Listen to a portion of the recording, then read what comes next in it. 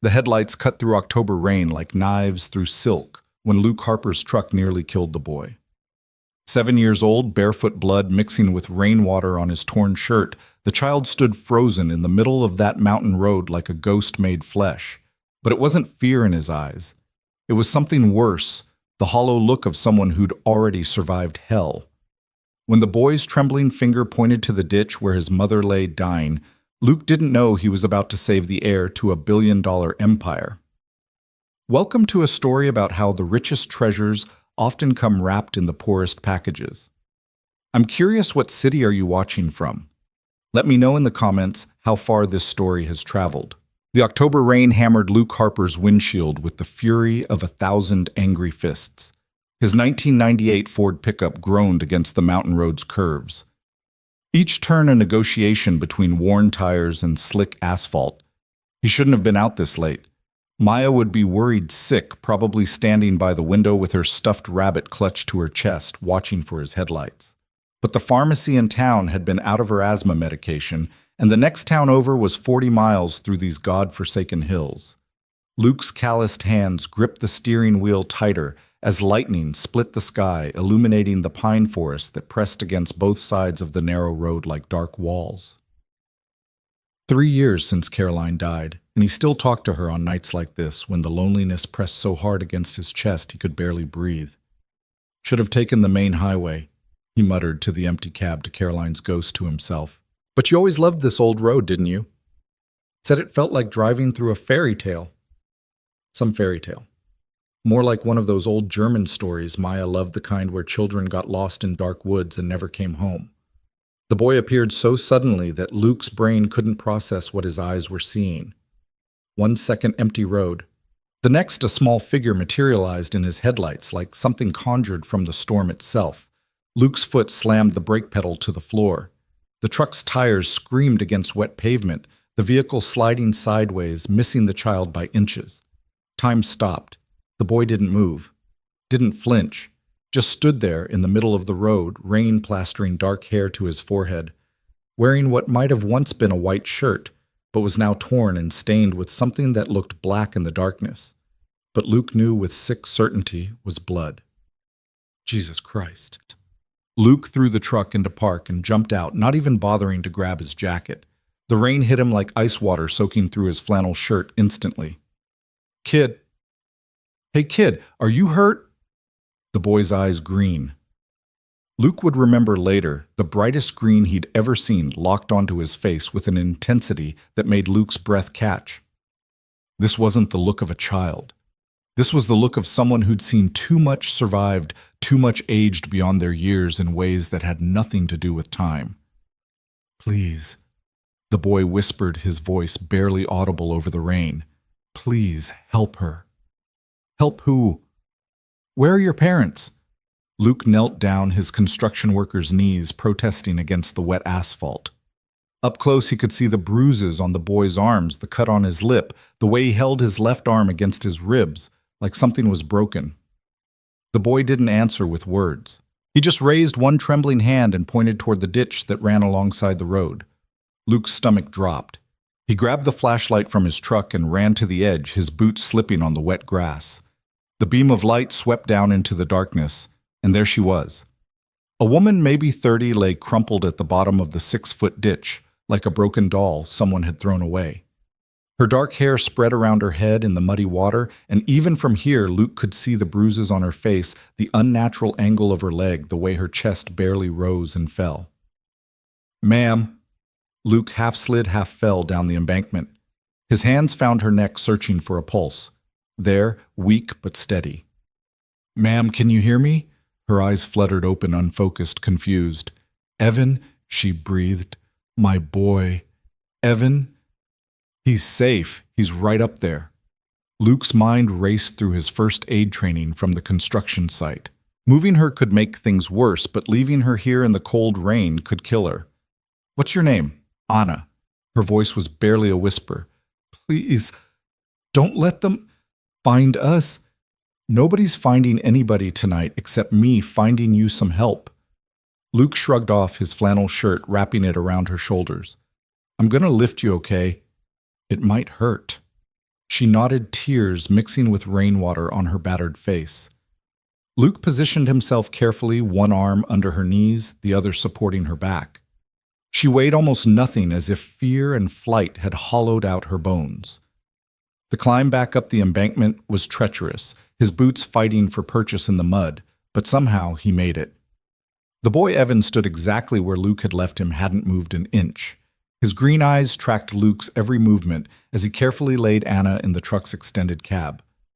"Get in," Luke told the boy. "We need to get your mom to a hospital." "No." Both mother and son said it at the same time, with the same terror in their voices. "No hospital," Anna gasped, her hand clutching Luke's arm with surprising strength. "Please, they'll find us. They'll take him." Luke looked between them, this broken woman and her silent wounded child, and made a decision that would change all their lives. "Okay, no hospital, but I'm taking you somewhere safe." He helped Evan into the truck, noticed how the boy immediately took his mother's hand, holding it like an anchor. "My name's Luke. I've got a cabin about 10 miles from here. We'll figure this out." "Okay." Evan nodded solemnly. In the dome light of the truck, Luke could see him better, delicate features that would probably be called pretty when he grew up, those startling green eyes and something else. An intelligence that seemed to burn behind his gaze, taking in everything, processing, calculating. The drive to the cabin was silent, except for Anna's occasional whimpers of pain and the sound of rain on metal. Luke kept glancing in the rearview mirror, watching Evan stroke his mother's hair with one small hand, whispering words too quiet to hear. The boy's other arm was definitely injured. He kept it pressed against his side, but he showed no sign of his own pain. All his focus was on his mother. Luke's cabin appeared through the trees like a promise of safety, its windows glowing warm against the storm. He'd built it himself after Caroline died, needing something to do with his hands, something to keep him from drowning in grief. 2 stories of log and stone with a wraparound porch and a chimney that always drew perfectly. Maya would be asleep by now. Linda from next door always stayed until 10 when Luke had to work late. He pulled up as close to the front door as possible. "Evan, can you walk?" The boy nodded. "Good. I'm going to carry your mom inside. You follow close, okay?" Luke lifted Anna again, felt her trembling against his chest. She was burning with fever now, her skin hot even through the wet clothes. The front door was unlocked. Nobody locked doors up here, and he shouldered it open, carrying her straight to the couch. "Daddy?" Maya's voice from the stairs, thick with sleep. "Daddy, you're home." "Hey, baby girl, go back to bed, okay? Daddy's got some friends who need help." But Maya was already padding down the stairs in her purple pajamas, her asthma making her breath wheeze slightly. She stopped dead when she saw Evan standing in the doorway, dripping water onto the hardwood floor. "Who's that?" she asked, with the direct curiosity only a 7-year-old could manage.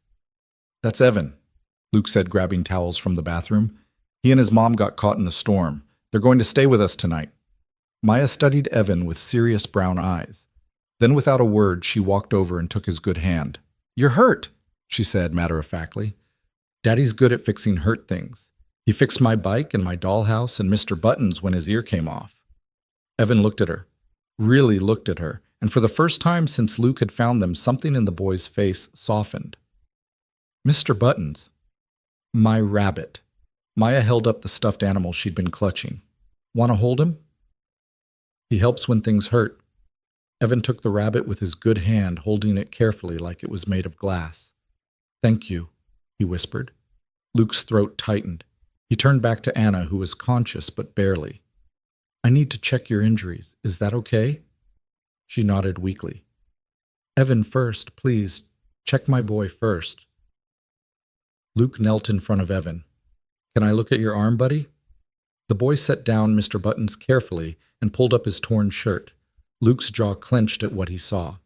These weren't injuries from falling in a ditch. These were defensive wounds, bruises in the shape of adult fingers, what looked like a boot print on his ribs. "Who did this to you?" Luke kept his voice gentle, but inside rage was building like a furnace. Evan's green eyes met his. "The bad men," he said simply. "They came for Mama. I tried to stop them." "You're very brave," Luke said, meaning it. "Maya, can you get the first aid kit from the bathroom?"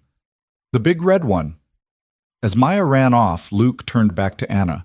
Her injuries were worse, definitely a broken leg, possible concussion, multiple contusions. She needed a hospital, but the tear in her eyes when he'd mentioned it. Anna, I need to set your leg. It's going to hurt. I've had worse, she said, and the way she said it made Luke believe her. Just don't let them take Evan. Promise me. If something happens to me, don't let them take my boy. Nobody's taking anybody, Luke said firmly. You're both safe here. Maya returned with the first aid kit, and for the next hour, Luke worked with the efficiency of someone who dealt with construction site injuries for 15 years. He splinted Anna's leg, cleaned and bandaged their cuts, gave them both ibuprofen for the pain and fever. Maya helped bringing water, finding clean clothes from Luke's dresser for them to change into. You're like a nurse, Evan told Maya, the ghost of a smile touching his split lip. I want to be a doctor, Maya announced. Or maybe a veterinarian, or maybe both. By the time Luke finished, Anna had passed out on the couch, her breathing finally steady. Evan sat curled in the armchair wearing one of Luke's t-shirts that hung on him like a tent still holding Mr. Buttons. You hungry? Luke asked. I make a mean grilled cheese. Evan nodded, and Luke saw tears finally start to fall down the boy's face, silent as rain. Hey, Luke said softly, kneeling in front of him. You're safe now, both of you. Whatever you're running from, it's not getting past me. They killed my dad, Evan whispered. The bad men. They said it was an accident, but I saw them. I saw them push his car. And then they came for Mama, and Uncle James held her while Aunt Patricia hit her, and they said she was nothing, that she didn't deserve the family name, that she was trash who tricked my father. Luke's hands clenched into fists. Listen to me, Evan. Look at me. The boy's green eyes met his. Nobody, and I mean nobody, is going to hurt you or your mom again. You have my word. You don't understand, Evan said, wise beyond his years. They have money, lots of money. They can buy anything, anyone. Well, they can't buy me. Luke stood up. And they sure as hell can't buy their way onto my mountain. Now, how about that grilled cheese? In the kitchen, while butter sizzled in the pan, Luke watched Maya showing Evan her collection of rocks and fossils, explaining each one with scientific precision. The boy listened intently, asking questions that showed a sharp, curious mind. This one's pyrite, Maya said, holding up a golden stone. Fool's gold. Daddy says sometimes the fake stuff looks prettier than the real thing. But it's not fake, Evan said quietly. It's just iron sulfide. It's real, just not what people think it is. Maya looked at him with new respect. You're smart. So are you, Evan said, and meant it. Luke flipped the sandwiches, thinking about the weight of what he'd just taken on. Two strangers clearly running from something dangerous. The smart thing would be to call the police, let the authorities handle it. But something in Anna's eyes and Evan's brave little face told him the authorities might not be the answer. His phone buzzed. Linda from next door checking that he'd made it home safe. He texted back that he didn't mention his unexpected guests. Tomorrow he'd have to figure out a story. But tonight... Sandwiches are ready, he called. They ate in the living room quietly. Anna still unconscious on the couch. Evan kept glancing at her, checking her breathing.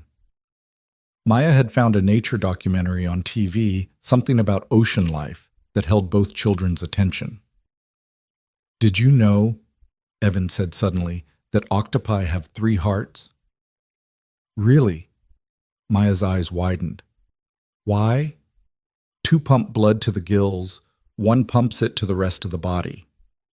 Evan took a small bite of sandwich. My dad taught me that. He loved the ocean. My mom loved the mountains, Maya said.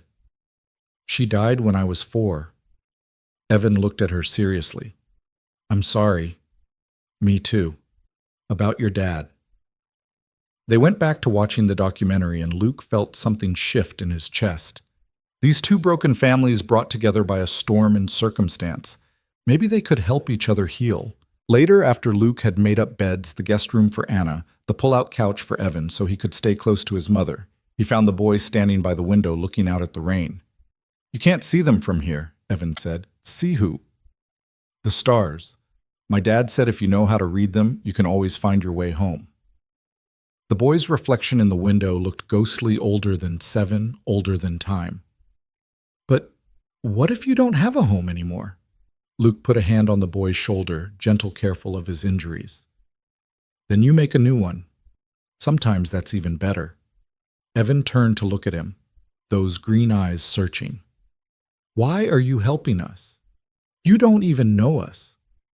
Luke thought about it, about Caroline, about the night she died, about all the people who'd helped him and Maya in their darkest time. Because once upon a time, someone helped me when I needed it most, and because it's the right thing to do, and because, he paused, trying to find the right words, because I look at you and your mom, and I see people worth helping. Evan's composure finally cracked completely. He started sobbing, the kind of deep, wrenching sobs that came from the soul. Luke pulled him into a careful hug, mindful of his injuries, and let him cry. It's okay, Luke murmured. Let it out. You've been so brave, but you don't have to be brave all the time. I couldn't stop them, Evan sobbed. I tried, but I was too small. They hurt her because of me, because I'm the heir, because grandfather wants me, but not her. Luke filed that information away, Herr Grandfather, but didn't push. Listen to me. You're 7 years old. It's not your job to protect your mom from adults. You did more than anyone could expect. You got her to safety. You stood in that road knowing a truck could hit you just to get help. That's not being too small. That's being a giant. They stood there for a long time, the boy crying out his terror. And grief, Luke, holding him steady against the storm both outside and in. Finally, Evan's sobs subsided to hiccups. Mr. Harper. Call me Luke. Luke, what if they find us?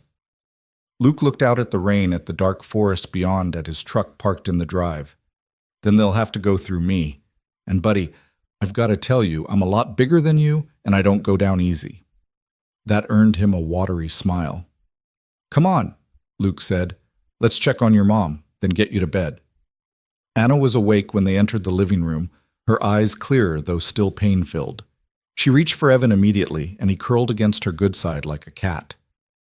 Thank you, she whispered to Luke. I don't know how to thank you enough. No thanks needed. But Anna, tomorrow we need to talk about who's after you. I need to know what I'm protecting you from. Fear flickered in her eyes, but she nodded. Tomorrow. I'll tell you everything tomorrow. Luke gave them privacy to say goodnight, busying himself with securing the cabin. He checked the locks, which he rarely used, and made sure the shotgun in the hall closet was loaded. He wasn't a violent man by nature, but he'd meant what he said to Evan. Nobody was getting through him to hurt this woman and her boy. Maya was in her room already, back in bed, but wide awake. Daddy, are they going to live with us? I don't know, baby. Maybe for a while. Good, Maya said decisively. Evan's nice and sad. But nice sad, not mean sad like Mr. Coleman down the road. Luke smiled, kissing her forehead. You've got a good heart, Maya Bird. Like Mom. Just like Mom. He was heading to his own room when he heard its soft tentative notes coming from downstairs.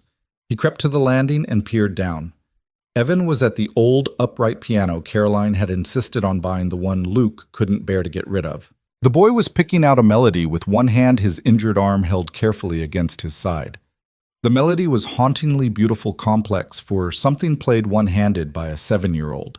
Luke recognized it vaguely, something classical, something Caroline would have known the name of. Chopin. Anna's voice came softly from the couch. His father taught him. They used to play together. Luke went back to his room, but sleep didn't come easy. He lay in the darkness, listening to the rain, thinking about the strange turns life took.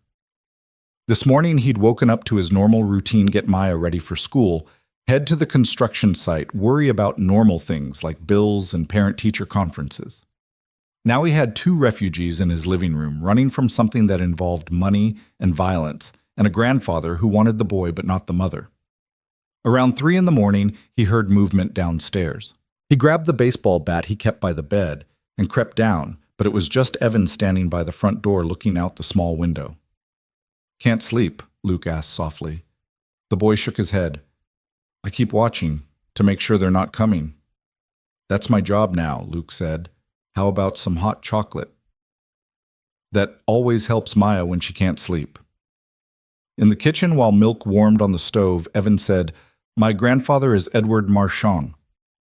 Luke's hand stilled in stirring. Everyone knew that name. Marchand Industries. Billions in tech real estate defense contracts, the kind of money that shaped policies and bought politicians. Your dad was Julian Marchand. Evan nodded.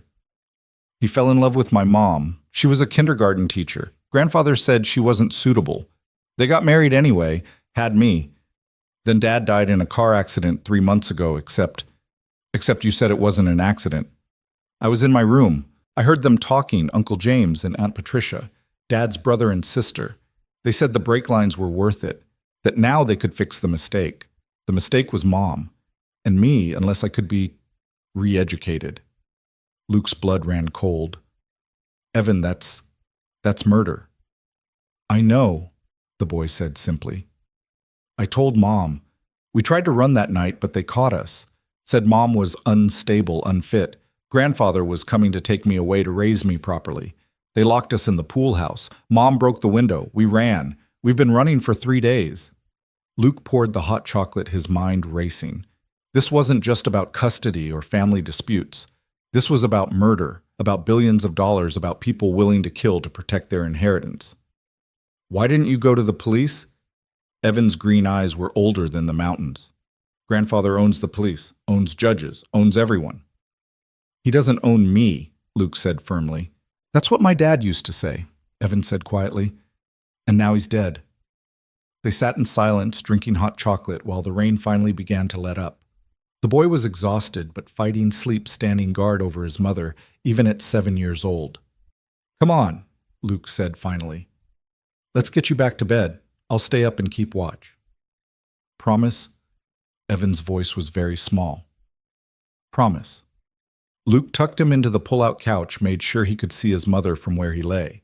The boy was asleep in minutes, his hand stretched out toward Anna's couch, like he needed to know she was there even in sleep. Luke settled into the armchair with his coffee and his shotgun across his lap.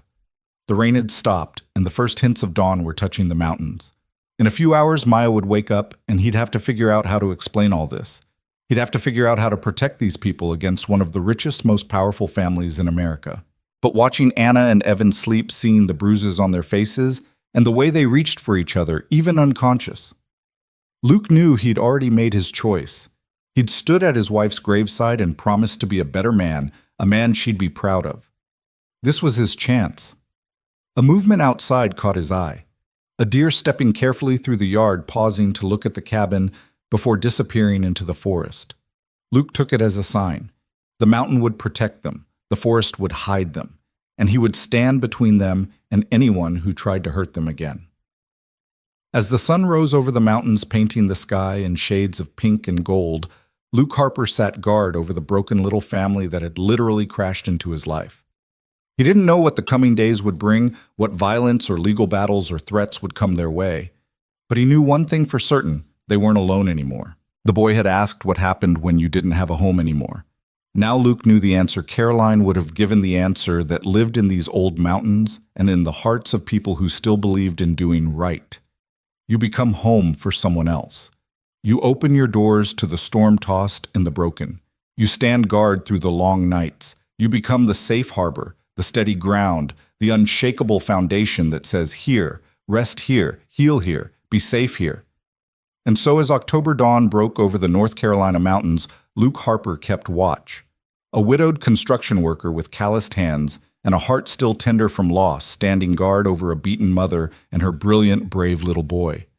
He didn't know yet that Evan's mind could solve complex equations, that he could build working machines from spare parts that his grandfather would spend millions trying to find him. He didn't know that Anna would teach Maya to paint, that she had a laugh like silver bells when she wasn't afraid that she would bring music back into the cabin that had been silent since Caroline died.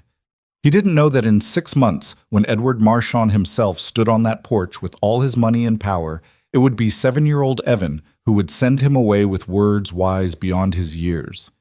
He didn't know about the love that would grow slowly, carefully between him and Anna, built on respect and shared protection rather than rescue and need. He didn't know about the school they would build, the other lost children they would help, the way their strange little family would become a beacon of hope in these mountains. All Luke knew as October sunshine finally broke through the clouds was that two people had needed help, and he had given it. That a brave little boy had stood in the road willing to die for his mother, and that kind of love deserved protection. That sometimes life gave you exactly what you needed, exactly when you needed it, even if it came wrapped in pain and rain and blood.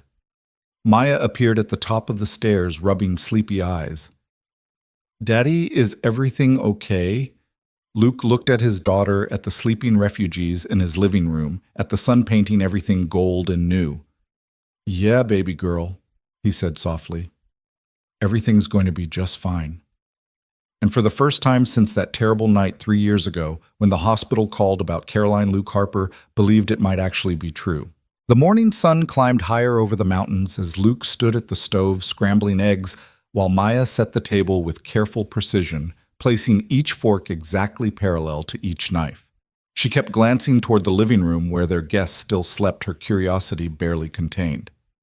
"Daddy," she whispered, "why does Evan's mom have those purple marks on her face?" Luke's jaw tightened, but he kept his voice gentle. "Sometimes people hurt other people, baby, but that's why they're here now, so nobody can hurt them anymore." Maya nodded solemnly, then brightened. "Can I show Evan my telescope later?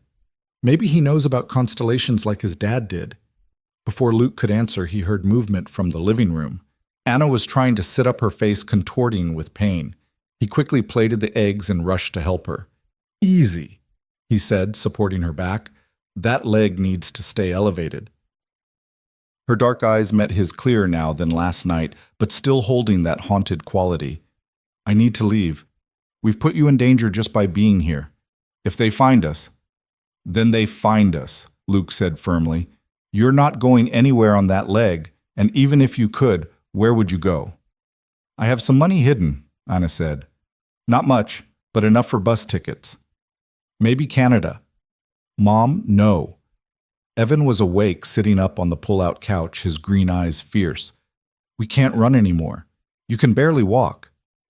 "I can manage." "No," Luke interrupted. "Listen, I don't know the whole story yet, but I know enough. You're hurt, scared, and running from people with resources you can't match. You need time to heal and figure out your next move. You have that time here." Anna's eyes filled with tears. "You don't understand what you're risking. The Marchand family, they destroy anyone who gets in their way. Julian tried to protect me from them, and now he's dead." "Tell me everything," Luke said, settling into the armchair. "From the beginning." Anna looked at Evan, who nodded encouragingly. She took a shaky breath and began. "I met Julian at a charity event 8 years ago. I was there with the kindergarten class. We'd made paintings to auction for the children's hospital. Julian bid $10,000 on a finger painting of a rainbow." A ghost of a smile touched her lips. He said it was the most honest art he'd seen in years. She shifted, wincing at the movement. "We fell in love. It was that simple and that complicated." His family was horrified. "I wasn't from their world. My father was a mechanic, my mother a nurse. They offered me money to leave. When that didn't work, they threatened me. Julian stood by me. We eloped to Vegas, got married in a little chapel with Elvis as our witness." "Elvis?" Maya had crept closer, fascinated. "Not the real one," Evan explained seriously. "An impersonator." Anna continued, her voice growing stronger with the telling. "Edward, Julian's father, cut him off completely. Julian didn't care. He had his own money from his mother's trust, enough to live comfortably. We bought a house in Vermont away from the family. When Evan was born, Julian sent his father a birth announcement. Edward sent it back torn in half." Luke's hands clenched. What kind of grandfather rejected his own grandchild? "But then," Anna's voice dropped. 3 years ago, Julian's mother died. She'd been the buffer, the one who kept Edward's worst impulses in check. Without her, he became obsessed with legacy, with the family name. He started reaching out to Julian, saying he wanted to reconcile, to know his grandson. "Dad didn't trust him," Evan said quietly. "He said grandfather was a snake who'd learned to smile." "But family pressure mounted," Anna continued. James and Patricia Julian's siblings suddenly started visiting, talking about forgiveness, about Evan's inheritance, about family unity. Julian was suspicious, but he wanted Evan to know his family. We agreed to visit for Christmas last year. She paused, her breathing shaky. Luke poured her water from the pitcher on the coffee table, helped her drink. It was awful, she whispered. Edward spent the entire visit telling Evan about his legacy, his responsibilities, how he would one day run the empire. He completely ignored me, acted like I didn't exist. When I tried to join conversations, Patricia would make cutting remarks about my education, my background, my clothes. James would joke about Julian's unfortunate rebellious phase. They were mean, Evan said simply. They made Mom cry. Julian saw it all, Anna continued. On the third day, he packed us up to leave. Edward exploded, said Julian was weak, that I'd poisoned him against his family, that Evan deserved better than a mother who'd trapped his father with pregnancy. Luke's eyebrows shot up. Trapped him. Anna's laugh was bitter. We'd been married 2 years before Evan was born, but truth never mattered to Edward, only the narrative he wanted to believe. That's when Dad told him about the will, Evan added. Anna nodded. Julian had changed his will. Everything would go to me and Evan with strict provisions that Edward and his other children would have no control over Evan's inheritance until he turned 25. If something happened to both of us, the money would go to charity, not the family. That must have gone over well, Luke said dryly. Edward went white with rage. He said Julian would regret it. That was December. In March, Anna's voice broke. In March, Dad's brakes failed on a mountain road. Evan said his young voice steady, where his mother's failed. The investigator said it was mechanical failure, but I heard Uncle James at the funeral. He was on the phone saying the mechanic had been paid off, that the investigation was closed. Luke felt cold despite the morning sun streaming through the windows. You're saying they murdered their own brother? For billions, Anna said. Julian's trust from his mother was worth almost $2 billion. His shares in Marchand Industries were worth another $1 billion. That money would give James and Patricia more control over the company unless Evan inherited it, Luke finished. Exactly. But a 7-year-old can't control billions. His guardian would. And if I was deemed unfit, Edward would get custody, Luke said, understanding dawning, and control of the money. Anna nodded. After Julian died, they started immediately. Patricia filed reports with Child Services saying I was unstable, that I'd been hospitalized for depression, which was true 10 years ago before I even met Julian. James hired private investigators to follow me looking for anything they could use. They tried to catch me drinking, dating, neglecting Evan. When they couldn't find anything real, they started creating situations. What kind of situations? Luke asked, though he suspected he knew. Mysterious calls to Child Services about bruises on Evan, bruises from playing soccer, reports of strange men at the house, actually repairmen. Patricia even tried to plant drugs in my car, but I caught her and threatened to call the police. She laughed and said no one would believe me over her. Maya had crept even closer, her hand finding Evan's. The boy squeezed it gratefully. 3 days ago, Anna continued, Edward called. He said he had a judge ready to sign custody papers, that I could either hand Evan over voluntarily and receive a generous settlement, or he'd have me declared unfit, and I'd never see my son again. I had 24 hours to decide. So you ran, Luke said. We packed what we could carry and left that night, but they were watching. They caught us at the bus station in Albany. James and Patricia with 3 men I didn't recognize. She touched her bruised face. They tried to take Evan. He fought them. A security guard started walking over and they had to let us go. We ran, hitchhiked, walked. 3 days of hiding, moving at night until you found us, Evan finished. Luke stood up, pacing to the window. The peaceful morning seemed at odds with the story he'd just heard. Murder, billions of dollars, a powerful family willing to do anything to protect their empire. The legal system, he started. Edward owns judges, Anna said wearily. Prosecutors, police commissioners. You don't become that rich without owning the people who matter. There has to be someone. With what proof? Anna asked. A conversation a 7-year-old overheard. My word against theirs. Even Julian's will, they'll say I coerced him, that I turned him against his family. They have the best lawyers money can buy. I have nothing. You have us, Maya said suddenly, her voice clear and determined. Right, Daddy? They have us now.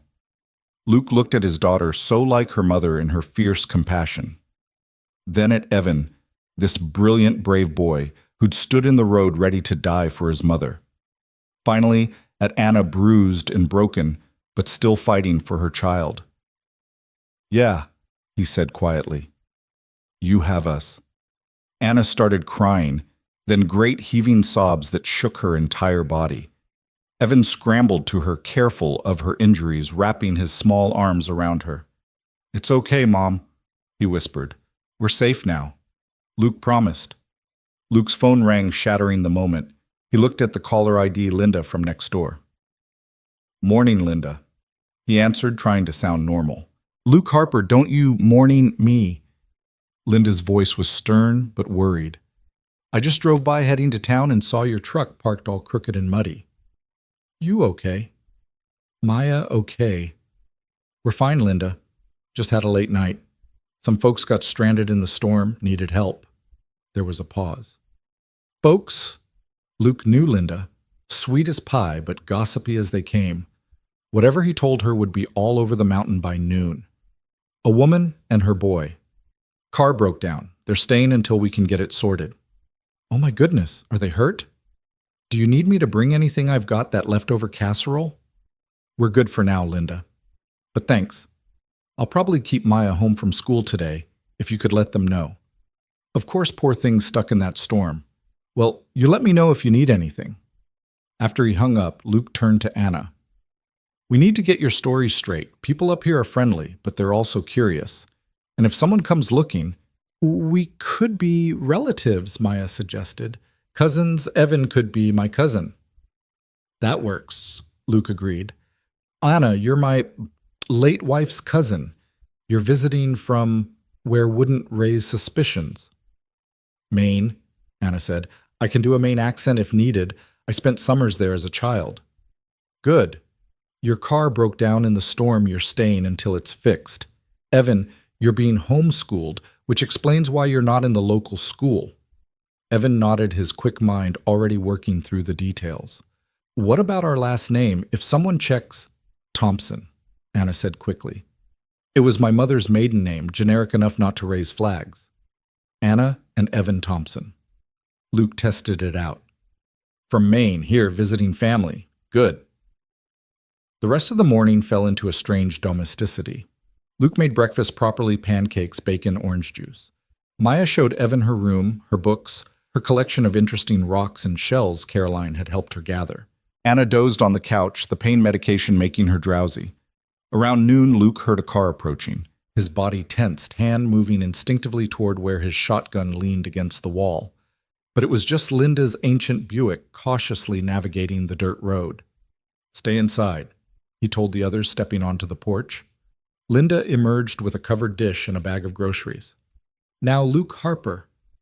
I know you said you didn't need anything, but I couldn't help myself. Poor thing stuck in that storm. She was craning her neck, trying to see past him into the cabin. Luke took the dishes with thanks, blocking her view. That's kind of you, Linda. They're resting now, had a rough night. Of course, the woman she married, is her husband coming for them? Luke's jaw clenched. She's widowed. Recently. Linda's face softened immediately. Oh, the poor dear. And with a child, too. Well, you just let me know if you need anything. Anything at all. After she left, Luke brought the food inside. It was a shepherd's pie, still warm, smelling of home and comfort. She seems nice, Anna said carefully. She is. Also the biggest gossip on the mountain. By tomorrow, everyone will know you're here. But that might work in our favor, harder to make people disappear when everyone knows about them. That afternoon, while Anna slept, Luke took the children outside. The storm had washed the world clean, leaving everything sparkling in the October sun. Maya showed Evan her favorite spots, the creek where she caught salamanders, the old oak that was perfect for climbing the flat rock where she and Luke sometimes ate lunch. Evan absorbed everything with those intense green eyes, asking questions that showed a mind that never stopped working. When Maya mentioned the creek sometimes flooded, he immediately started calculating water volume and flow rates. When she showed him her simple tree fort, he suggested improvements that would make it structurally sounder. "You know a lot about building," Luke observed. "I like to understand how things work," Evan said simply. "Dad taught me." He said understanding the world was the first step to changing it. That evening, as the sun painted the mountains gold and crimson, they ate Linda's shepherd's pie around the dining table Luke had built with his own hands. It was the first time in 3 years that the table had felt full complete somehow. Anna told them stories about teaching kindergarten, about the funny things 5-year-olds said about art projects gone hilariously wrong. Maya laughed until milk came out her nose when Anna described the day they'd tried to make papier-mâché volcanoes and ended up with what looked like angry mushrooms. Evan, warming up, shared his own stories about the time he'd built a working catapult for the science fair and accidentally launched an apple through the principal's window, about the elaborate Rube Goldberg machine he'd constructed in his bedroom that would turn on his lamp when his alarm went off. "That's genius!" Maya exclaimed. "Can you build one for me?" "Sure." Evan said, his face lighting up. "I'll need some materials, though, string pulleys, maybe some small motors." "I've got all that in the workshop," Luke said. "Construction sites always have spare parts." As they talked and planned, Luke caught Anna watching him with an expression he couldn't quite read. Gratitude, yes, but something else. Wonder maybe that such simple kindness still existed in the world.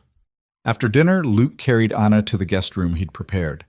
It had been Caroline's craft room, but he'd cleared it out, made it comfortable. The window looked out over the valley where lights from other cabins twinkled like earthbound stars. "This is too much," Anna said as he settled her on the bed. "We're disrupting your entire life." "My life needed disrupting," Luke said honestly. "Maya and we've been going through the motions since Caroline died. Existing, not living. Having you here, it's like the house can breathe again." Anna's eyes filled with tears. "I don't even know how to thank you." "Then don't. Just focus on healing. We'll figure out the rest as we go." Downstairs, he found the children in the living room. Maya was showing Evan her mother's photo albums, pointing out pictures from various adventures. "That's Mom at the Grand Canyon," she said, "and that's her and Daddy on their wedding day. Wasn't she pretty?" "She was beautiful," Evan agreed solemnly. "She looks kind." "She was the kindest," Maya said matter-of-factly. "She would have liked you. She always said the best people were the ones who'd been hurt, but still chose to be good." Luke's throat tightened. He cleared it loudly. "All right, you two. Time to get ready for bed." "Can Evan sleep in my room?" Maya asked. "We could put the sleeping bag on the floor." Luke looked at Evan, who seemed surprised by the offer. "If he wants to." "I'd like that," Evan said quietly. As Luke helped set up the sleeping bag in Maya's room, he heard the two children talking. "Do you miss your dad?" Maya asked. "Every day," Evan replied. "Do you miss your mom?" "Every day. But Daddy says that missing someone means you love them, and loving someone is never wrong, even if it hurts." "Your dad's smart." "He is. He just pretends he's not sometimes." Luke smiled despite the ache in his chest. He left them to their conversation, returning downstairs to check the locks and windows. It was probably paranoid, but Anna's story had put him on edge. These weren't just angry relatives they were dealing with. These were people who'd allegedly committed murder for money. He was standing on the porch, shotgun across his lap, when he heard the piano again, soft, hesitant notes floating through the open window. He crept to look inside and saw Evan at the keys, Maya beside him. "Teach me," Maya was saying. "Okay. Put your thumb here on middle C. That's the center of everything." Evan guided Maya through a simple melody, patient with her mistakes, encouraging with her successes. Within minutes, she was picking out "Twinkle, Twinkle, Little Star" with one finger. "You're a good teacher," Maya said. "Like your mom." "She taught me to teach," Evan said. "She said sharing knowledge was how we made the world bigger." Luke returned to his guard post, thinking about these two broken families finding each other in the darkness. He thought about Caroline, what she would say about all this. She'd always believed in signs in the universe, putting people where they needed to be. "I hope you're right, Care," he whispered to the stars beginning to emerge overhead. "I hope this is where we're supposed to be." Around midnight, he heard footsteps.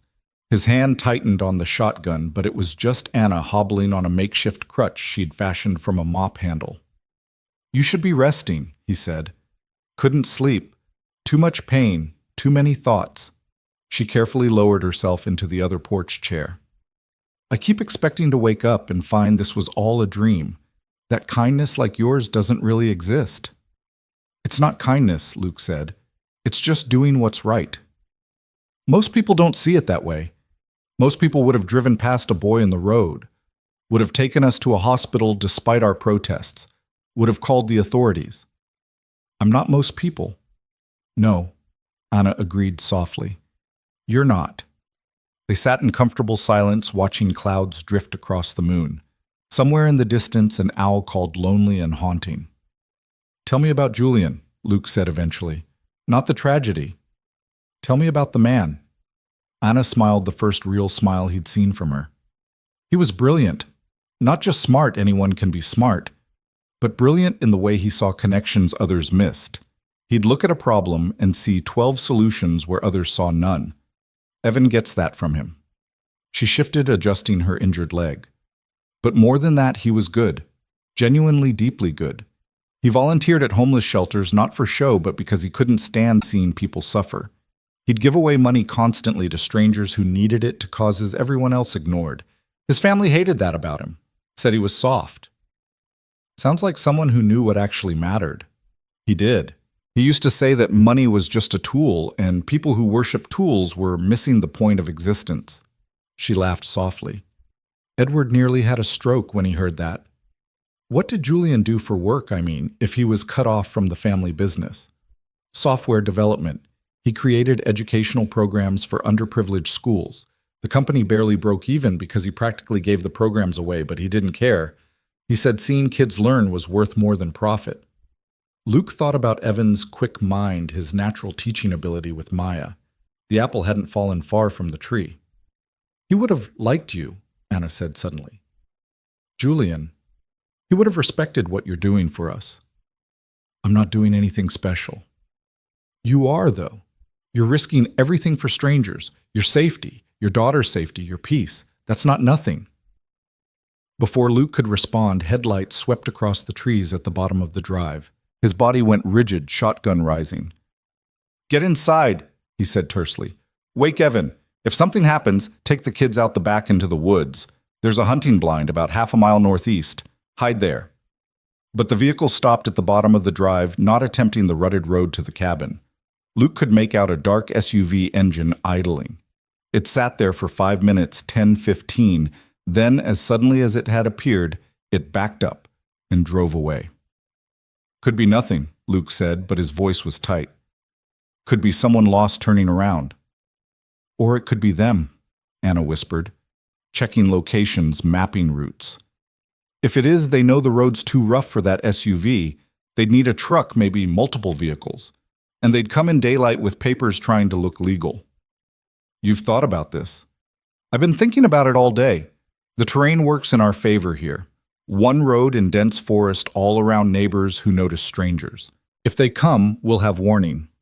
Anna was quiet for a moment. "We can't stay here forever. Eventually, we'll have to face them." "Not tonight," Luke said firmly. "Not tomorrow. Right now we focus on getting you healed and keeping Evan safe. The rest we figure out as we go." They sat watched together until the eastern sky began to lighten, talking quietly about safer things, books they'd read, places they'd traveled, dreams deferred but not forgotten. Anna told him about wanting to open an art school for kids who couldn't afford classes. Luke admitted he'd once wanted to be an architect before life, and bills got in the way. "It's not too late," Anna said. "Dreams don't have expiration dates." "Some do," Luke said, thinking of Caroline, of all the dreams that died with her. "No," Anna said gently. "Those dreams transform. They become new dreams, different but still meaningful.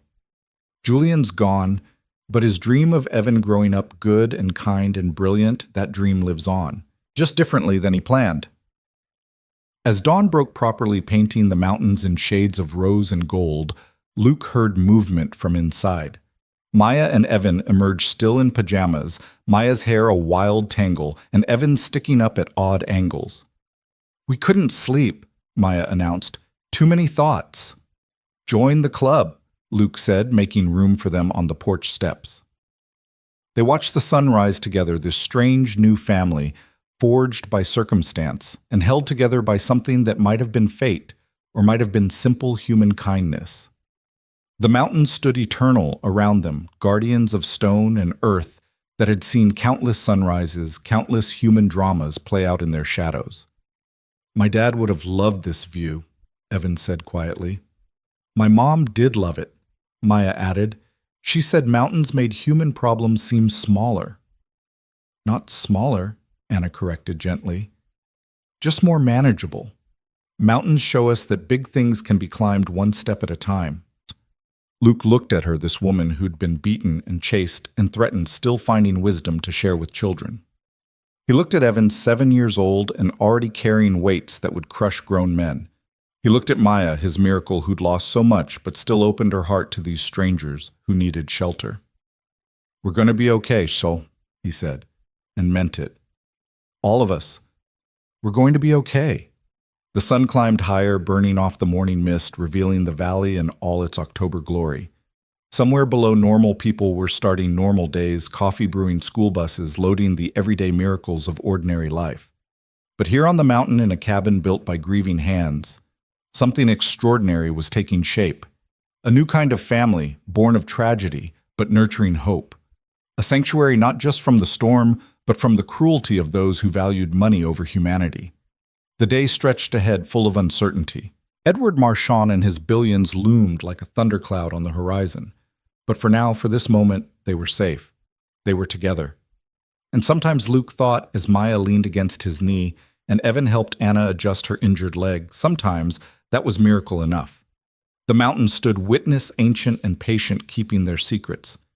And if anyone had been watching from the valley below, they would have seen only a cabin with smoke rising from its chimney, a family on its porch greeting the day ordinary as breathing and precious as life itself. The morning light grew stronger as Luke made his way to the workshop behind the cabin, Evan trailing behind him with eager curiosity.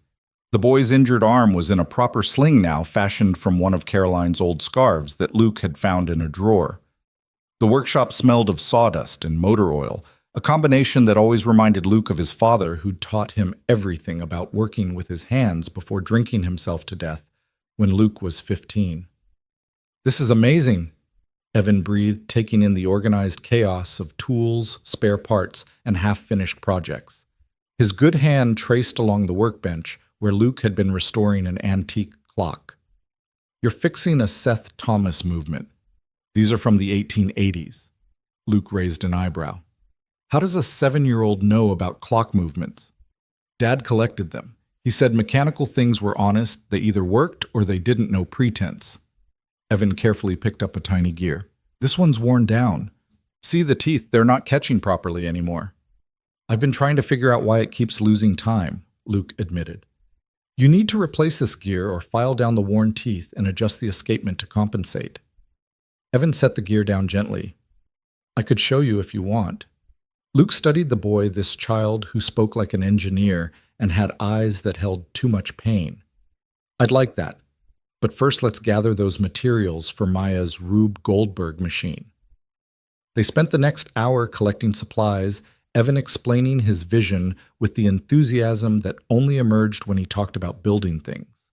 Luke found himself genuinely impressed by the complexity of the boy's thinking, the way he could visualize three-dimensional cause and effect chains in his head. "Your father taught you well," Luke said, loading springs and pulleys into a box. "He said I had a gift," Evan replied quietly. "But grandfather said gifts were meant to be exploited, not enjoyed. That's when Dad stopped taking me to visit." They were heading back to the cabin when Luke spotted dust rising from the valley road. His body tensed, but it was just Tom Richardson's lumber truck making its weekly delivery run. Tom honked and waved as he passed the bottom of Luke's drive, and Luke waved back, trying to look normal, despite the anxiety crawling up his spine. Inside, they found Maya and Anna at the kitchen table, Maya's schoolbook spread between them. Anna was helping her with math, her teaching instincts apparently irrepressible, even with a broken leg and bruised ribs. "If you have 12 apples and give away a third, how many do you have left?" Anna was asking. Maya's face scrunched in concentration. 8. Perfect. See, you knew it all along. Sometimes math just needs a different way of looking at it. Mom's a really good teacher, Evan said with quiet pride. The best, Maya agreed. Way better than Mrs. Henderson at school. She just gets mad when we don't understand. Teaching isn't about being smart, Anna said, ruffling Maya's hair.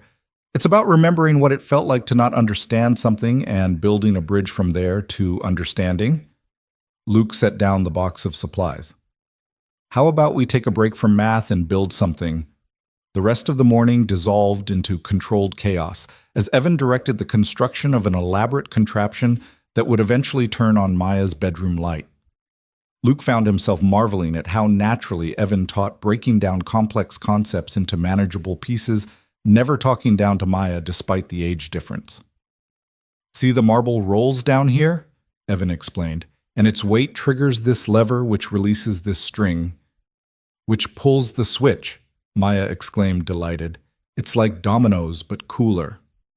Anna watched from the couch, her eyes soft with a mixture of pride and sadness. Luke brought her coffee and sat beside her. "He's remarkable," Luke said quietly. "Sometimes I wonder if that's why they want him so badly," Anna replied. "Not just the money, but what he could become. Edward always talked about legacy, about shaping the future. A mind like Evan's in his hands would be twisted into something cold," Luke finished, "something that valued profit over people." Julian used to have nightmares about it, about Evan becoming like Edward, brilliant but soulless, using his gifts to accumulate power instead of helping people. They watched as Evan patiently helped Maya adjust a pulley, his face lit with the simple joy of creation. This was what childhood should be, Luke thought. Not running from violent relatives, not carrying the weight of billions, just building impossible machines on a sunny October morning. The piece shattered around 2 o'clock. Luke was in the kitchen making sandwiches when he heard car engines, multiple vehicles moving slowly up the mountain road. His blood turned to ice. "Anna," he called, keeping his voice level. "We have company." She went pale, immediately understanding. "How many?"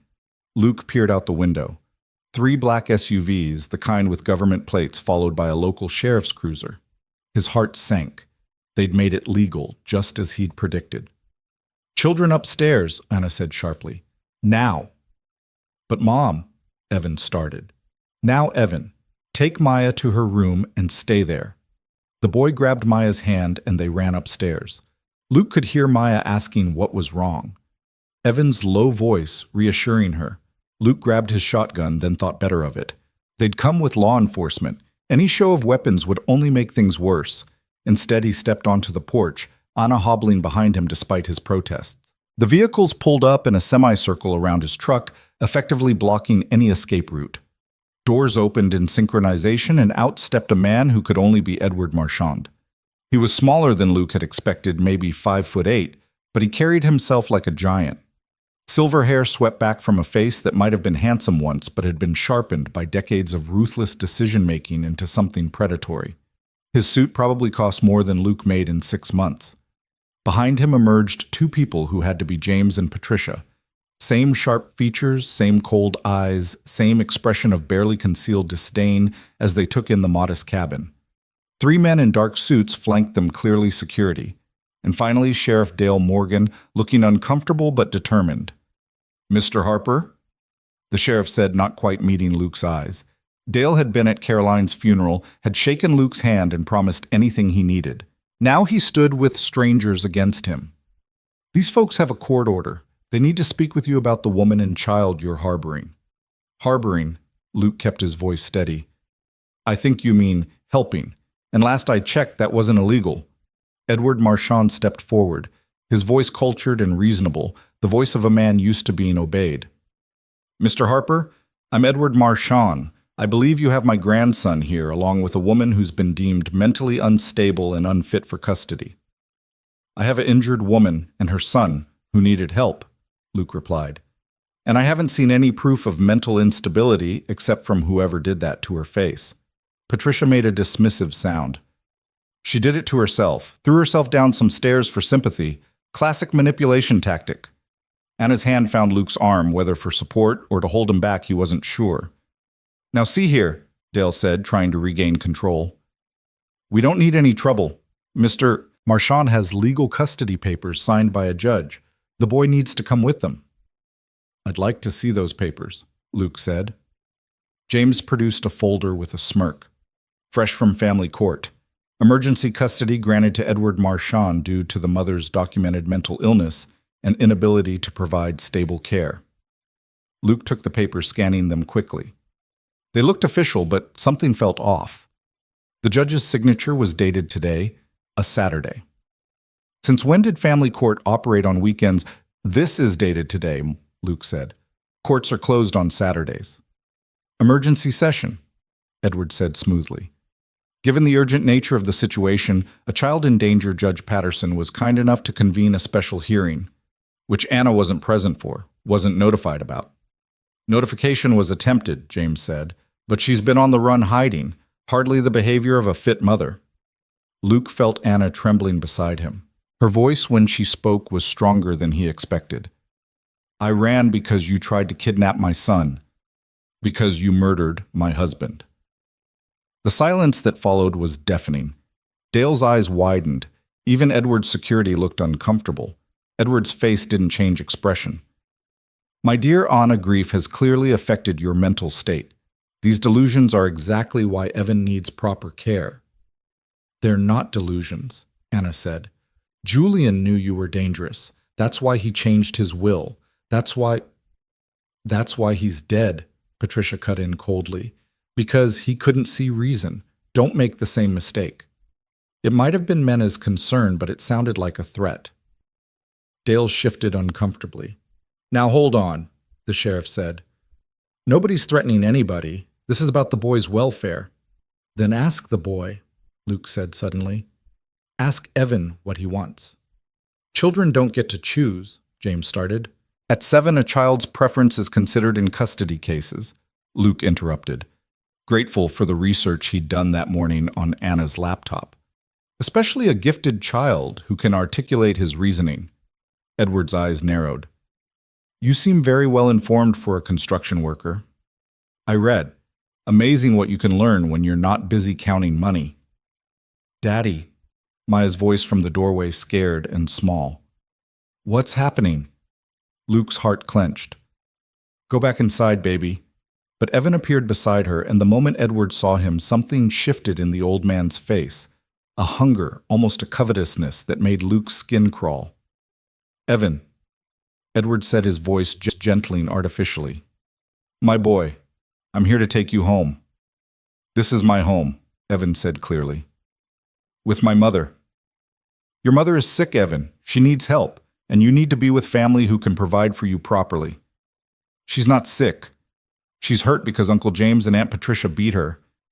Evan's voice carried across the yard like a bell. Just like they hurt my father. James stepped forward aggressively. You lying little... Luke moved to block him, and suddenly everyone was in motion. Security reached for weapons. Dale stepped between them, and in the chaos, no one noticed Maya until she screamed. Stop it. Stop it. You're scaring everyone. Everything froze. This little girl in her rainbow t-shirt and mismatched socks standing with her hands on her hips like Caroline used to when she was angry, facing down millionaires and armed men without flinching. You're mean, she told Edward directly. Mean people shouldn't get to take kids away. That's not how it works. Maya, go inside, Luke said gently. No, they're being bullies, Daddy. You always said bullies only win if good people don't stand up. Edward's mouth twisted in what might have been amusement. Charming. Mr. Harper, you've filled your daughter's head with fairy tales. The real world doesn't work that way. My world does, go, Luke said firmly. On my property, it works exactly that way. Your property what? Edward laughed to sound like ice cracking. I could buy this entire mountain with pocket change. I could have you fired from every construction job in the state. I could make your life so difficult you'd beg me to take the boy. But you haven't, Anna said suddenly. If you had all that power, truly had it, you wouldn't be here with one sheriff and dubious papers. You'd have state police, FBI, real judges. You're not as powerful as you pretend. Edward's face went cold. Power is relative, my dear. And up here, isolated accidents happen. Gas leaks, fires, construction workers fall from scaffolding. Single fathers lose custody when drugs are found in their homes. The threat hung in the air like smoke. Dale had gone pale. Mr. Marchand, the sheriff said slowly, that sounded an awful lot like concern for everyone's safety. Patricia cut in smoothly. We'd hate for anything unfortunate to happen. Luke felt something shift inside him, a clarity that comes when lines are crossed. Dale, I need you to listen very carefully. This man just threatened me and my daughter. You heard it. We all heard it. Now you have a choice. You can be the sheriff who stood by while rich folks threatened working people, or you can be the man I thought you were at Caroline's funeral. Dale looked between them, torn. Edward pulled out his phone. Sheriff Morgan, should I call Governor Patterson? He's golfing with my attorney right now. I'm sure he'd be interested to hear about your lack of cooperation in a custody matter. But before Dale could respond, another voice cut through the tension. What seems to be the problem here? Everyone turned. Tom Richardson stood at the edge of the yard with his son Bobby and two other men Luke recognized from town. Linda was behind them, along with three women from her church group. More cars were pulling up the drive. No problem, Tom, Dale said quickly. Just a custody issue. Funny thing, Tom said, walking closer. Linda called saying there were strangers threatening Luke and those poor folks from Maine who got stranded. Thought we'd come check on our neighbor. More people arrived. The Brennans from 2 miles up the Colemans from the valley, even old Pete Morrison who hadn't left his cabin in months. Within minutes, there were 20 locals standing in Luke's yard forming a protective semicircle around the porch. Edward looked around, calculating odds. This is a legal matter. Interference with a court order is a crime. What court order? Mrs. Coleman asked innocently. I don't see any court order. I just see strangers bothering our neighbors. We're witnesses, Tom added meaningfully, to everything being said here. James stepped forward. You people don't understand who you're dealing with. We understand plenty. Old Pete interrupted, his voice gravelly from decades of cigarettes. We understand folks helping folks. We understand a man standing by a woman and child who need protection. What we don't understand is rich people thinking they can come up here and throw their weight around. Edward's security team looked nervous now. They were outnumbered, and these weren't city people who'd be intimidated by suits and threats. These were mountain folk who'd faced down bears and storms and poverty, who measured character by actions, not bank accounts. This is ridiculous, Patricia said. Sheriff, do your job. Dale looked around at his neighbors, people he'd known all his life. His shoulders straightened. I am doing my job, ma'am. And right now I'm not seeing any crime except maybe trespassing and making threats. Mr. Harper, do you want these people off your property? I do, Luke said firmly. Then, folks, Dale addressed the Martians. I'm going to have to ask you to leave. Edward's face was stone. This isn't over. That boy is my grandson, my heir. No backwoods coalition of nobodies is going to keep him from me. We're not nobodies, Maya said clearly. We're somebodies. We're somebodies who care about each other. Evan moved to stand beside her, taking her hand. I choose to stay here, he said, his young voice carrying impossible authority. You can't make me leave. Actually, I can, Edward said. The law says a child's welfare comes first, Anna interrupted. And Evan's welfare is here with people who love him for who he is, not what he might inherit. Love, Edward scoffed. Love doesn't pay for education, for opportunities for the future.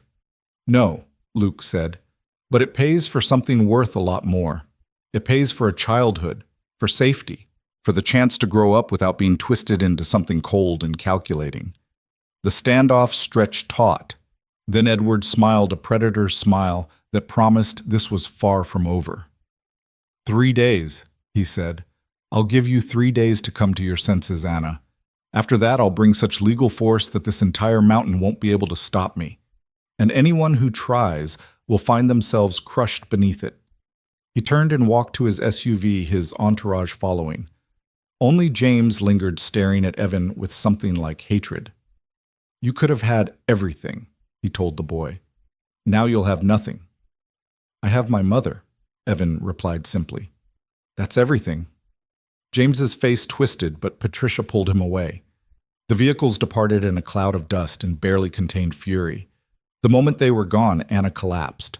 Luke caught her before she hit the porch, her body shaking with delayed terror and relief. "It's okay, he murmured. "They're gone. You're safe." The neighbors clustered around, voices overlapping with concern and outrage. Linda organized the women to bring food, declaring that stress required casseroles. Tom and the men talked about setting up a watch schedule, making sure the Marchands couldn't sneak back. "This ain't right," old Pete kept saying. "Rich people thinking they own everything, even children." Dale approached Luke, hat in hand. "I'm sorry, Luke. They showed up at my house this morning with those papers and threats about my job. I should have stood up to them sooner." "You stood up when it counted," Luke said. "But Dale, those papers are probably real or real enough," Dale admitted. "Money like that can buy a lot of judicial cooperation. But enforcement is another matter. I can drag my feet, require more documentation, investigate the abuse allegations. Buy you time, at least." 3 days, Anna said weakly. "He gave us 3 days." "Then we'd better make them count," Luke said. As the sun began to sink toward the mountains, casting long shadows across the yard, the neighbors gradually dispersed, but not before establishing a phone tree and watch schedule. Tom's boy, Bobby, would take first watch that night, parking his truck at the bottom of the drive. Inside, Luke made tea while Anna held Evan close on the couch, both of them still trembling. Maya sat pressed against them, paternal protectiveness radiating from her small frame. "They were so mean," Maya said. "Why were they so mean?" "Because they're afraid," Anna said softly. "People who truly have power don't need to threaten. They're afraid because Evan has something they can never buy or steal. He has love and choice and the courage to say no." "But they'll come back," Evan said, his voice small for the first time all day.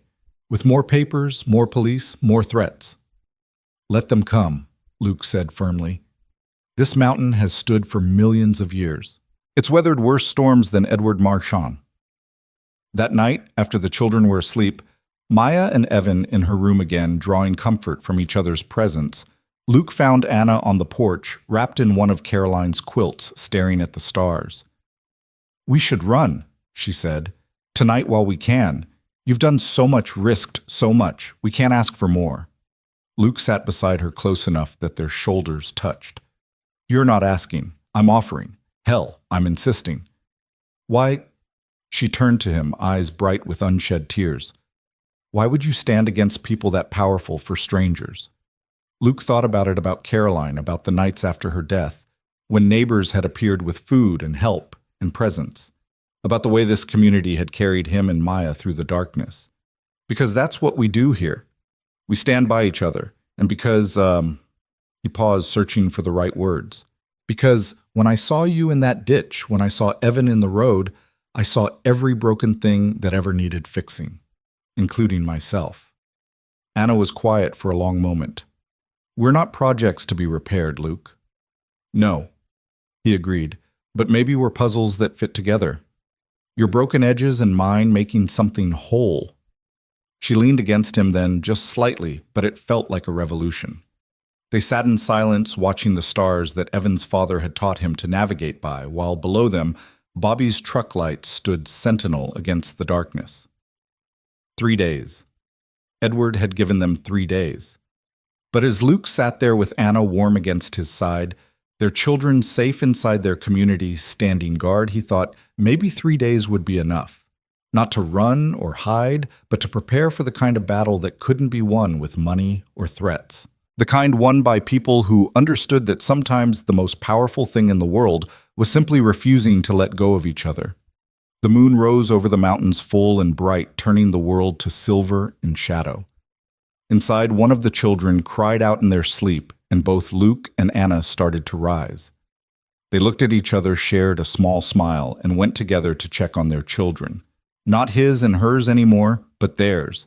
A family forged in crisis, but tempered by something stronger than blood or law. In the distance, a wolf howled wild and free, and the mountains echoed it back like a promise, or maybe a warning. Edward Marchand thought he could buy anything, control everything, but he'd never faced the combined will of people who'd found something worth fighting for. Luke checked the locks one more time, his shotgun within easy reach, then climbed the stairs to keep watch from the bedroom window. Below, Anna was singing softly to the children a lullaby in a language he didn't recognize but understood anyway. It was the sound of comfort, of safety, of home. 3 days. The clock was ticking, but for tonight they were together, they were safe, and they were not alone. Sometimes that was all the ammunition you needed to face down an army. The house settled into sleep, but Luke remained at the window watching, planning, preparing. Edward Marchand had billions, but Luke had something worth more: a community that still believed in right and wrong, a woman and boy who deserved protection, and a daughter who'd stood up to power without flinching. The battle was coming. But tonight in this cabin built by grieving hands and filled with unexpected love, they were ready for it. The first of the 3 days dawned cold and gray, with clouds pressing down on the mountains like a heavy hand. Luke woke to find frost on the windows, and Evan already downstairs sitting at the kitchen table with Anna's laptop, his small fingers flying across the keyboard. "What are you doing up so early, buddy?" Luke asked, starting the coffee maker. "Research," Evan said without looking up. "Grandfather made a mistake yesterday. He threatened you in front of witnesses, in front of a sheriff. That's coercion, possibly conspiracy. If we can document everything properly—" Luke studied the boy, this 7-year-old, thinking like a lawyer. "Evan, you shouldn't have to fight this battle." "It's my battle," Evan said simply, finally meeting Luke's eyes. "It's been my battle since the day I was born into that family. At least now I have allies." Anna appeared in the doorway, leaning heavily on her makeshift crutch. The bruises on her face had turned purple-yellow, making her look even more fragile in the morning light. "He's been up since 4, she said softly. "I heard him typing and came down.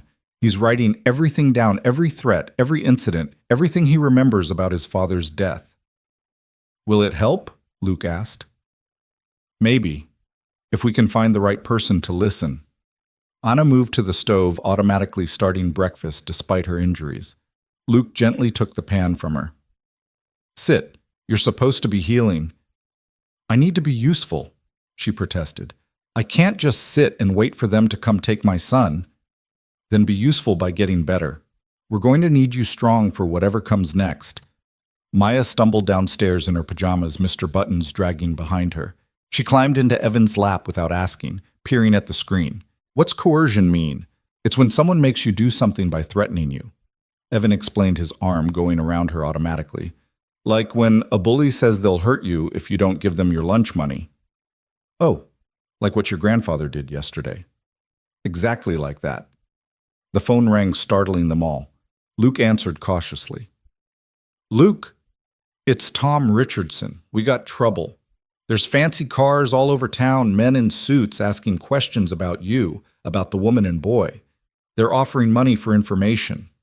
Luke's jaw clenched. "How much money?" "Enough that the Brennan boy already talked. Told them about seeing the woman's injuries, about you keeping them at your place." "I'm sorry, Luke. People are scared and times are tight." After Luke hung up, he found 3 pairs of eyes watching him anxiously.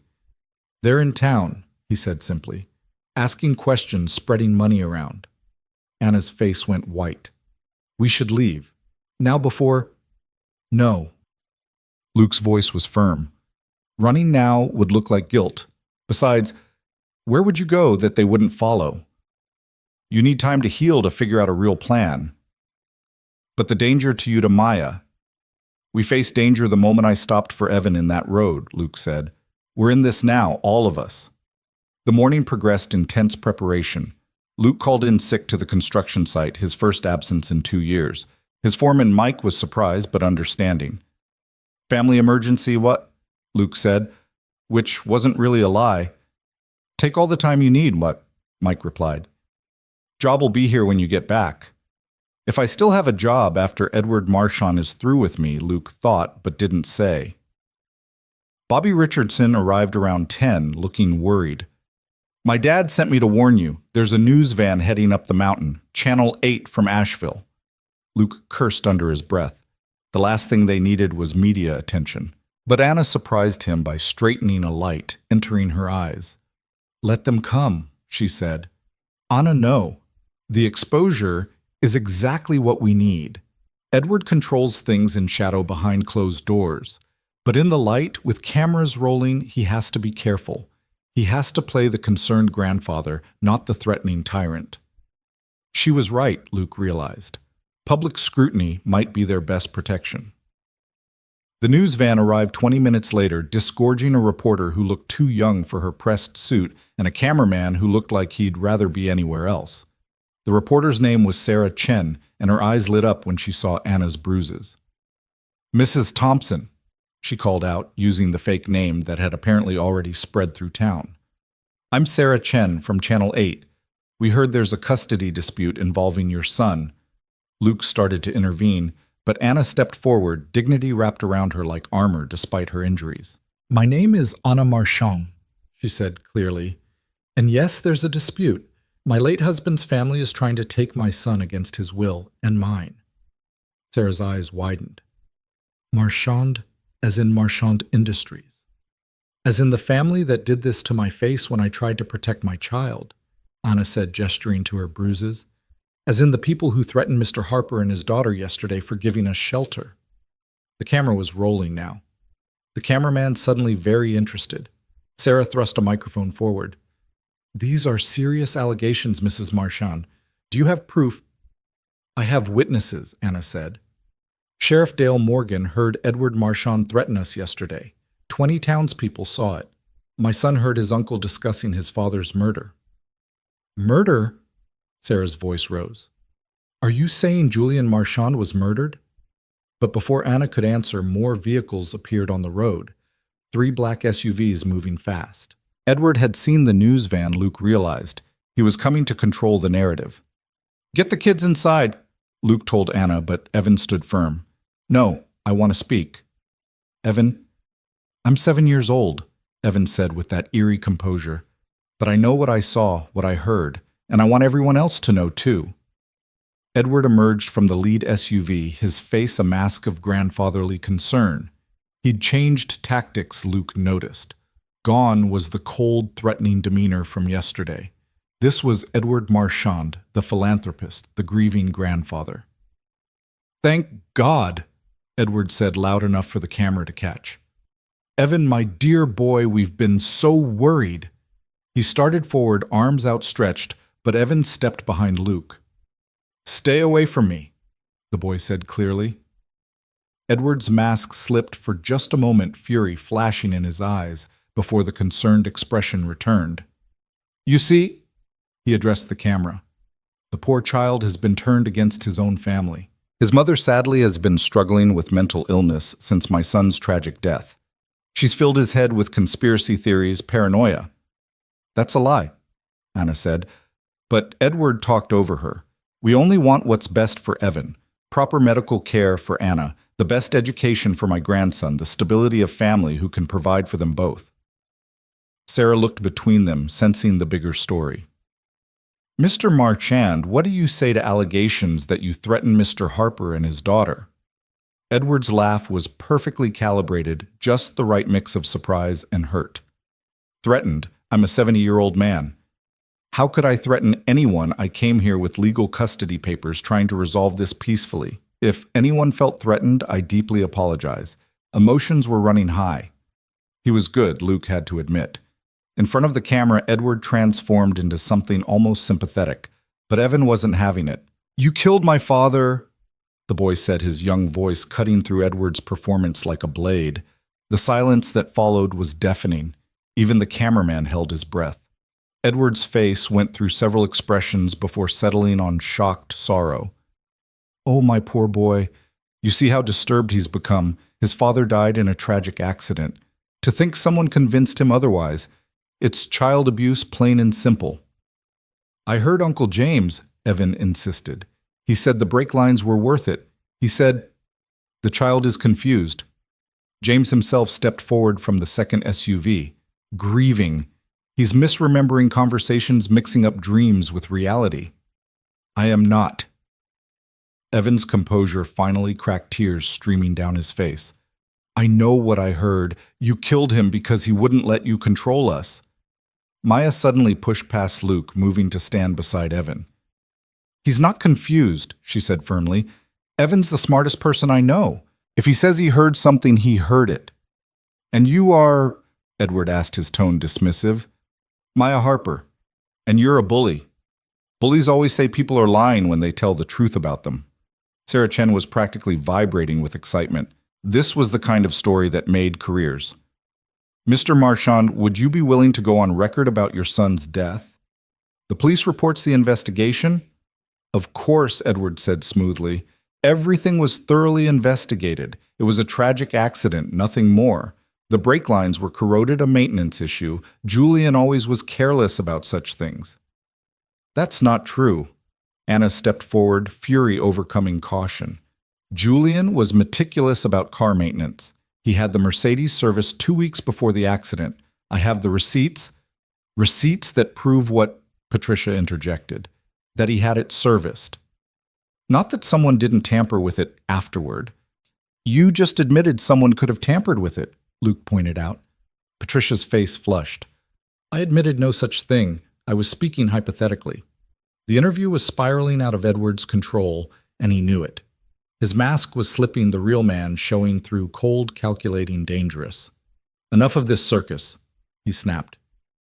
I have legal custody. Sheriff Morgan, do your duty. Dale had arrived during the confrontation, but he stood back, clearly reluctant. Mr. Marchand, given the allegations being made, I think we need to slow down and investigate properly. Investigate what? The fantasies of a disturbed woman and a manipulated child. Investigate these, Evan suddenly said, pulling a flash drive from his pocket. Everything's on here. Emails from Uncle James about dealing with the problem. Financial records showing money transferred to an auto shop 2 days before Dad's accident. Recording from my tablet of grandfather threatening Mom last month. Edward went very still. You recorded me. Dad taught me to document everything. He said proof was the only protection against people like you. Edward lunged forward, trying to grab the flash drive, but Luke intercepted him, his construction worker's strength easily holding the older man back. That's assault, Luke said calmly. On camera. Sarah, you got that right. Every second, Sarah confirmed, her cameraman nodding. Edward straightened his suit, regaining composure with visible effort. That flash drive contains stolen corporate information. It's industrial espionage. It contains evidence of murder conspiracy, Anna said. And I'm giving it to the FBI, not you. The FBI? Edward laughed, but it sounded forced. You think they'll listen to you? I golf with the director. Maybe, Anna said, but you don't golf with every agent. You don't own every judge. And now that it's on camera, now that the media knows, you can't make it disappear. The standoff stretched taut. Then Edward's phone rang. He answered it, his face growing darker with each word he heard. What do you mean the story's already online? He snarled into the phone. Kill it. I don't care what it costs. Sarah Chen smiled. Live streaming, Mr. Marchand. Everything you've said and done here has been broadcasting for the last 10 minutes. 12,000 viewers and climbing. Edward's face went from red to purple to white. Luke could practically see him calculating, weighing options, looking for angles. This isn't over, he finally said, his voice low and venomous. You think you've won something? I'll bury you in legal fees. I'll destroy every business that employs you. I'll make sure your daughter never gets into a decent school. You've made an enemy you can't afford. Get off my property, sir, Luke said simply. Now. James stepped forward. You're going to regret this, Harper. All of you will. We're not people you cross. Neither are we, Tom Richardson said, appearing with a group of townspeople. They'd been gathering during the confrontation, Luke realized. The mountain community closing ranks again. We're nobody special, old Pete Morrison added. But there's a lot of us nobodies, and we got long memories. Edward looked around at the cameras, the townspeople, his grandson, standing firm beside the Harper girl. For the first time since he'd arrived, he looked genuinely uncertain. 3 days, he said finally. My offer stands for 3 more days. After that, Anna, you'll wish you'd taken it. They left in a spray of gravel and impotent fury. The moment they were gone, Anna collapsed, the strength that had carried her through the confrontation evaporating. Luke caught her, held her while she shook. You did it, he murmured. You stood up to him. We all did, she corrected, looking at Evan and Maya, who stood hand in hand looking far older than their years. Sarah Chen approached carefully. Mrs. Marchand, that flash drive, can I see what's on it? Anna looked at Luke, who nodded. They needed allies, and the media could be powerful ones. They spent the next hour going through the flash drive's contents on Anna's laptop. The evidence was damning, but not conclusive. Suggestive emails, suspicious financial transactions. Edwards recorded threats against Anna, enough to raise questions, but not enough to convict. It's a start, Sarah said. I'll need to verify what I can, but this is huge. The Marchands are pillars of society, if even half of this is true. It's all true, Evan said quietly. My dad knew they were dangerous. He was gathering evidence too. There's more hidden in our house in Vermont in his study. A safe behind the painting of the lighthouse. Anna's eyes widened. Julian never told me about a safe. He told me. Said if anything happened to him, I should tell someone we trusted about it. I trust Luke. The simple statement hit Luke like a physical blow. This brilliant, traumatized child trusted him. It was a responsibility he hadn't asked for but couldn't refuse. Sarah left with promises to dig deeper to keep the story alive. The townspeople gradually dispersed, but not before organizing a more formal watch schedule. The mountain was mobilizing, protecting its own. That evening, as the sun painted the peaks gold and crimson, Luke found himself in the workshop with Evan finally working on that antique clock. The boy's small fingers were surprisingly deft handling the delicate gears with inherited expertise. My dad loved fixing things, Evan said softly. He said broken things had stories and fixing them was like giving them new chapters. Your dad sounds like he was a wise man. He was, but he was also sad a lot. The family, the money, it all weighed on him. He used to say he wished he could just disappear, be nobody. Fix clocks and teach children and love my mom without all the rest. Maybe that's what you can do, Luke suggested. Be who your dad wanted to be. Evan considered this, carefully placing a gear. Maybe. But first we have to survive grandfather. We will, Luke said with more confidence than he felt. They worked in companionable silence until Maya burst in excitement, radiating from every pore. Mom's walking, she announced. Without the crutch, Anna's teaching her to paint.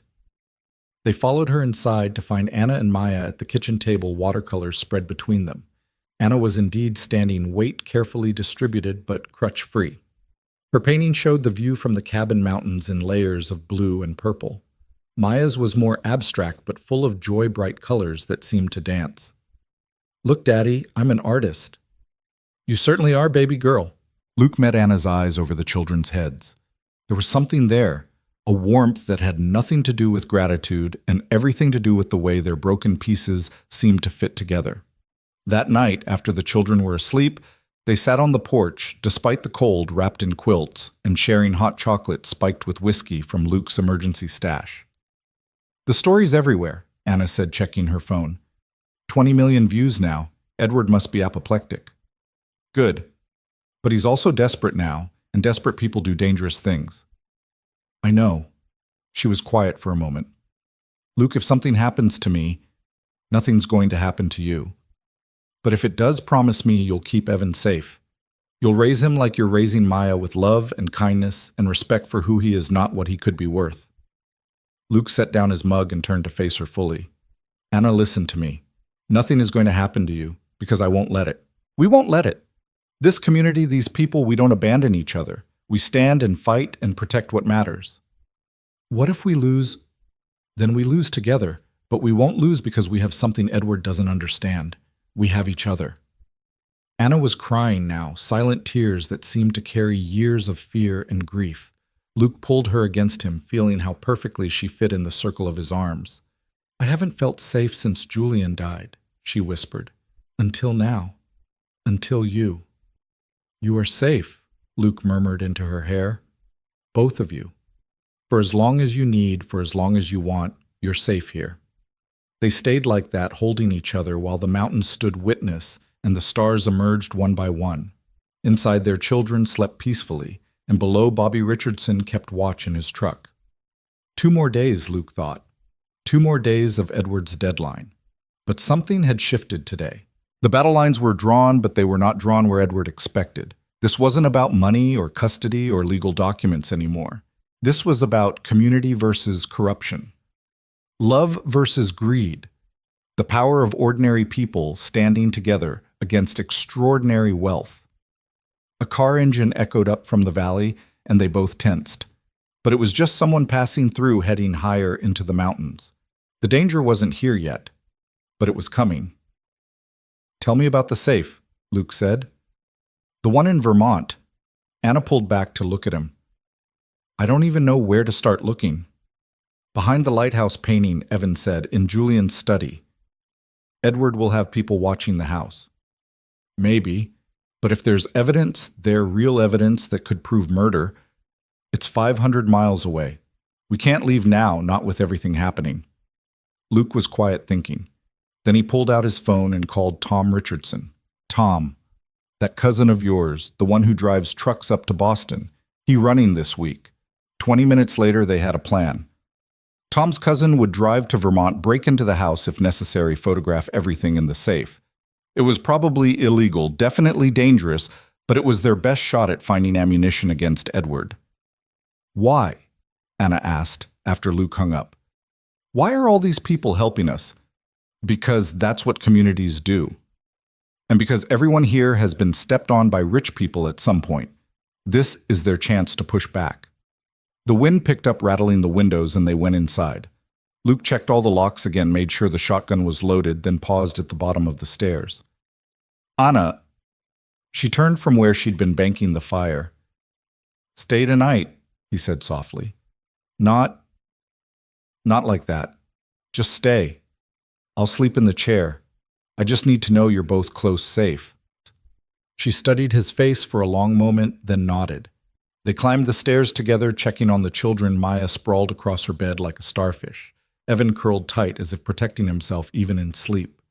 In Luke's room, Anna took the bed while Luke settled into the old recliner Caroline used to read in. They didn't talk, but the silence was comfortable, full of understanding. Luke, Anna's voice in the darkness. Yeah. Thank you for everything, for being the kind of man who stops for boys in the road. Thank you, Luke replied, for reminding me that broken doesn't mean worthless. Sleep came slowly, but it came. And if their hands found each other across the space between bed and chair, fingers intertwining in the darkness, neither of them mentioned it. Outside, the mountains kept their ancient watch.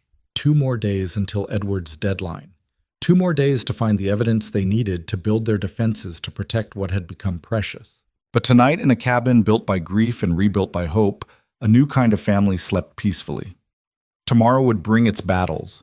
Tonight brought its own small victory, the victory of not being alone, of finding strength in unexpected places of love, growing in the spaces where fear used to live.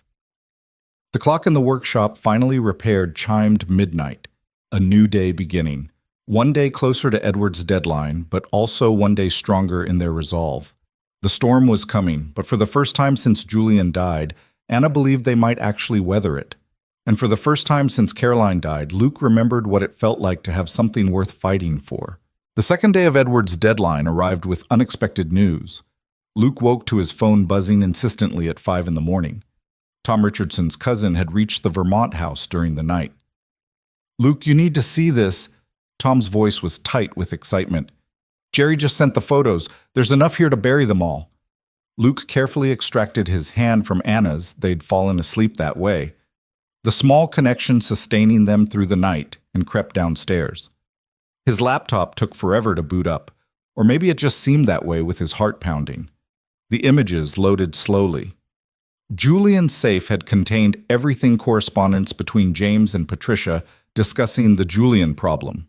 Bank records showing payments to an auto repair shop that had closed immediately after Julian's death, even a recording device with hours of family meetings where Edward discussed his plans for Evan's future, describing the boy as an asset to be properly managed.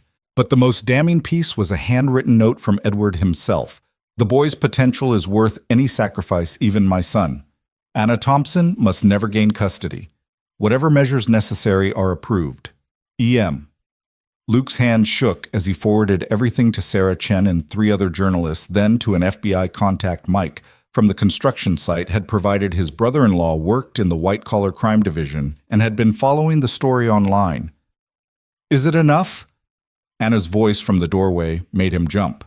She moved carefully, her injuries still limiting her mobility, but she was getting stronger every day. It's enough to start a real investigation.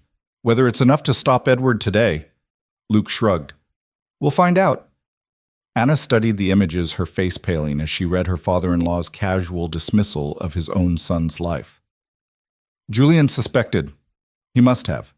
That's why he gathered all this. He was protecting you and Evan the only way he knew how. But it wasn't enough. They killed him anyway. Luke stood and pulled her into his arms, feeling her tremble against him. But his evidence might save you now. Julian's still fighting for you through this. They were interrupted by feet thundering down the stairs. Maya appeared wild-haired and panicked.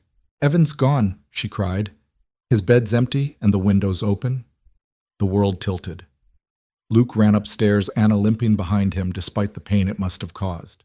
Maya's room was exactly as she'd said, Evan's sleeping bag empty, the window wide open, cold morning air streaming in. No, Anna breathed, clutching the doorframe. No, no, no. But then Luke saw it, a piece of paper tucked under the sleeping bag. Evan's precise handwriting filled the page. I'm sorry. I heard grandfather's men in the woods last night. They're planning something bad for today. I won't let anyone else get hurt because of me. I'm going to town to turn myself in to Sheriff Morgan. At least there will be witnesses. Please don't come after me. Take care of Mom. Tell her I love her. Evan. That brave, idiotic child, Luke muttered, already pulling on his boots. How long ago did he leave? Maya was checking the window. The dew on the roof is already disturbed and it's starting to dry. Maybe an hour. An hour head start on foot. Luke's mind raced. He'll stick to the road, he doesn't know the forest paths. I can catch him. I'm coming, Anna said. You can barely walk. I'm coming, she repeated, steel in her voice. That's my son out there. Luke saw there was no arguing. Maya, run to the Richardsons. Tell Tom what happened. Tell him to call everyone. I want to come too. I need you to be the messenger baby girl. You're the fastest runner on the mountain. People need to know what's happening. Maya nodded, understanding the importance of her mission. She was out the door in seconds, still in her pajamas, but not caring. Luke grabbed his keys and helped Anna to the truck. Every moment felt like an eternity. A 7-year-old boy alone on the mountain road with Edward's people, somewhere in the woods. The thought made his blood run cold. They drove slowly, scanning both sides of the road. The morning mist clung to the valleys, making it hard to see. Anna had her window down despite the cold, calling Evan's name. 2 miles down, they found his tracks leaving the road, heading into the forest. He must have heard a car coming, Luke said. Tried to hide. They followed the tracks, Luke supporting Anna over the rough terrain. The trail led deeper into the woods toward the old mining area that had been abandoned for decades. Evan, Anna called, her voice breaking. Baby, please, it's safe. Come back. The forest swallowed her words. They pressed on the tracks, becoming harder to follow as the ground grew rockier. Then Luke heard it, a child crying, trying to muffle the sound. They found him huddled in the ruins of an old equipment shed, his feet bloody from running in shoes, not meant for the forest, his face streaked with tears and dirt. I'm sorry, he sobbed as Anna collapsed beside him, pulling him into her arms. I'm sorry, I just wanted everyone to be safe. You brave, foolish boy. Anna wept, holding him so tight Luke worried she might hurt him. Don't you ever do that again. Ever. But grandfather is never getting you, Luke said firmly. Not today, not ever. He helped them both up, Evan, limping from his injured feet, Anna limping from her still healing leg. They made a sorry procession back to the truck, but they were together. As they drove back toward the cabin, Luke's phone rang constantly. Tom reporting that the sheriff was looking for them. Sarah Chen saying the FBI wanted to talk to Anna immediately. Mike saying there were federal agents at the construction site asking about Luke, but it was the call from Linda that stopped his blood. "Luke, there's smoke coming from your cabin. The fire department's on the way, but..." He floored it, taking the turns at dangerous speeds. They crested the final hill to see flames licking from the workshop windows, smoke billowing into the morning sky. But the main cabin seemed untouched, and there was Maya safe with the Richardsons at the edge of the yard. Luke barely had the truck stopped before he was running to his daughter, scooping her up, feeling her heartbeat against his chest. "I'm okay, Daddy," she said. "I saw the men leaving when I got back from the Richardsons. They didn't see me. I hid in the old oak until they left." The fire department arrived quickly, containing the workshop fire, but the damage was done. All of Luke's tools, his projects, the antique clock he and Evan had just repaired, gone. "This was arson," the fire chief told Dale Morgan, who'd arrived with lights and sirens. "Accelerant everywhere. Professional job." Dale looked grim. "Luke, I've got federal agents wanting to talk to all of you, and Edward Marchand just filed charges against you for kidnapping and custodial interference." "Of course he did," Luke said tiredly, "after he burned down my workshop. Can't prove that. His people have alibis. They were all at a prayer breakfast in town very publicly when this happened." Anna stepped forward, Evan's hand in hers. "We'll talk to the federal agents. We have evidence of conspiracy to commit murder." The rest of the morning became a blur of official vehicles and questions. FBI agents set up in Luke's living room, going through the evidence from Julian's safe, taking statements from everyone, including Maya, who solemnly told them about the mean grandfather who made everyone cry. Edward arrived at noon with a phalanx of lawyers demanding Evan be released to him immediately. But the lead FBI agent, a no-nonsense woman named Director Harrison, shut him down. "Mr. Marchand, you're currently under federal investigation for conspiracy murder for hire and witness intimidation. I'd suggest you stop talking before you incriminate yourself further." Edward's face went purple. "This is ridiculous. I'm calling the Attorney General." "You do that?" Director Harrison said calmly. "He's the one who authorized this investigation." The shock on Edward's face was almost worth everything they'd been through. Almost. "The boy is still my grandson. I have legal custody, which is being reviewed in light of new evidence," Judge Matthews said, arriving with more officials. Luke recognized him from town, one of the few judges who'd never been photographed at Edward's fundraisers. "An emergency hearing has been scheduled for tomorrow. Until then, Evan remains where he is." "This is a conspiracy," Patricia shrieked. "You're all in on it. Some hillbilly and a gold-digging whore turned my father against us." "Ma'am, I'd advise you to stop talking," Director Harrison interrupted. "You're also under investigation." James stepped forward, his facade finally cracking completely. "You can't prove anything. Those documents could be forged. The recordings could be faked." "Then you won't mind us examining your financial records?" Director Harrison asked. "Your phone records, your emails." The family lawyer whispered urgently in James's ear, and he fell silent. Edward stood there looking suddenly old and diminished. His empire was crumbling, his careful control shattered. He looked at Evan with something that might have been genuine longing. "I only wanted what was best for you," he told his grandson. "You're special. You could be anything, run everything. I wanted to give you the world." "I don't want the world," Evan said clearly. "I want my mom. I want to be normal. I want to build things and learn things and have friends. I want what Dad wanted, a life that means something more than money." "Your father was weak. My father was good," Evan interrupted. "And you killed him for it." The words hung in the air like an accusation before God himself. Edward's mouth opened and closed, but no words came. Finally, his lawyers led him away, Patricia and James following all of them, looking like they'd aged a decade in an hour. The afternoon stretched on with more questions, more statements, more officials coming and going. But finally, as the sun began to sink toward the mountains, the last car pulled away, leaving them in blessed quiet. They stood in the yard, Luke, Anna, Evan, and Maya, looking at the blackened ruins of the workshop. Everything Luke had built, had saved, had inherited from his father reduced to ash and twisted metal. "I'm so sorry," Anna said, tears rolling down her cheeks. "This is my fault. Our fault. You've lost so much because of us."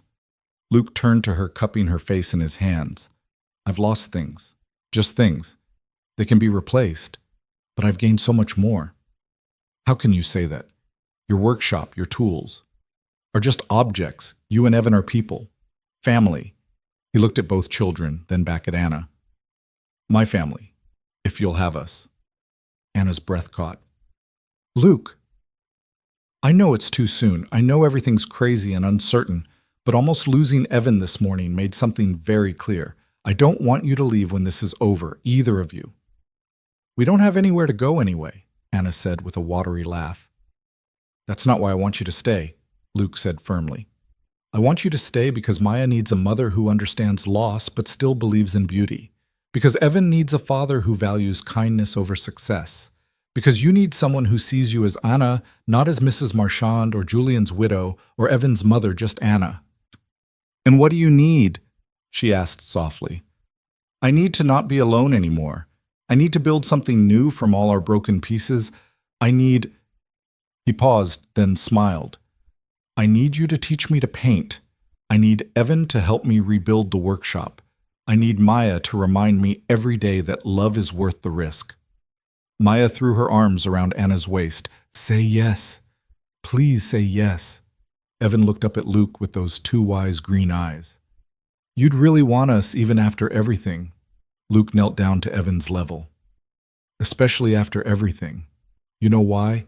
Because you stood in that road ready to die for your mom. Because you ran away this morning trying to protect us. Because you're brave and brilliant, and you deserve a dad who's proud of you every single day." Evan's composure finally cracked completely. He threw himself at Luke, sobbing into his shoulder. Luke held him tight, feeling the boy's thin body shake with released emotion. "Yes," Anna whispered. "Yes to all of it." They stood there in the ruins of the workshop, holding each other as the sun painted the mountains gold. Tomorrow would bring the custody hearing, more investigations, probably more threats from Edward's lawyers. But right now, in this moment, they were together. Tom Richardson's truck pulled up, followed by others. The community had come again, but this time with lumber and tools. "Heard you need a new workshop," Tom said simply. "Figured we'd get started on it." "I can't pay," Luke started. "Nobody asked you to," Old Pete interrupted. "You stood up for what's right. We stand up for you. That's how it works." They worked until dark, clearing the debris, laying out plans for a new workshop. Anna and Maya made sandwiches and coffee, keeping everyone fed. Evan, despite his injured feet, insisted on helping, his quick mind already improving on Luke's original design. That night, after everyone had gone home and the children were asleep, Luke and Anna sat on the porch. The smell of smoke still lingered, but underneath it was the scent of fresh lumber of new beginnings. "The hearing tomorrow," Anna said quietly. "What if Edward somehow wins?" "Then we run," Luke said simply. "All of us. Together. We get in the truck and we drive until we find somewhere he can't reach." "You'd give up everything. Your home, your job, your life here." "This isn't my life anymore. You are. The kids are. Home is wherever we're together." Anna leaned into him and he wrapped his arm around her. "Julian would have liked you," she said. "He would have been grateful that you're here for Evan. I hope I can be half the father to him that he deserved." "You already are.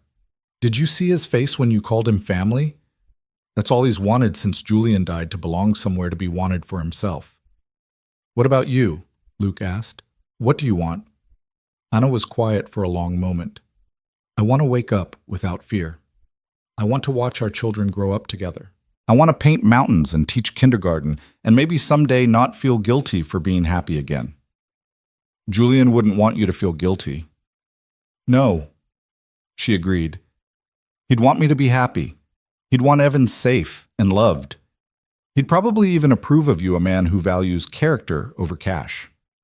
They sat in comfortable silence, watching stars emerge one by one. The October night was cold, but neither wanted to go inside to break this moment of peace between crisis and whatever came next. "Luke," Anna said eventually, Yeah. Thank you for stopping that night. Thank you for not driving past. Thank you for standing in that road, for being worth stopping for. A sound from inside made them both turn. Evan was at the piano again playing something soft and sad and beautiful. Luke recognized it now, Chopin, a nocturne Caroline used to love. He plays when he can't sleep, Anna explained, when his mind won't stop spinning. Maya's the same with her books. Reads under the covers with a flashlight when worries keep her awake. They're quite a pair. They are, Luke agreed. Brother and sister already, I think. Family, Anna said, testing the word.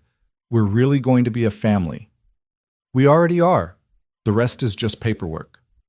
The piano music drifted out into the night, mixing with the sound of wind in the pines and the distant call of an owl. Luke thought about Julian gathering evidence to protect his family, even as danger closed in. About Caroline, who would have opened her arms to these refugees without hesitation. About the strange paths that led broken people to each other. I love you, he said suddenly, surprising himself with the words. I know it's too soon to say that. I know we're in the middle of chaos, but almost losing Evan today, seeing you stand up to Edward, watching you with Maya. I love you, Anna. She turned in his arms, her eyes bright with tears. I love you too. It terrifies me how much. I thought I'd never feel this again, never want to feel it again. But you make me brave enough to try. They kissed, then soft and careful, mindful of her still healing lips, but full of promise. When they pulled apart, both were crying and smiling in equal measure.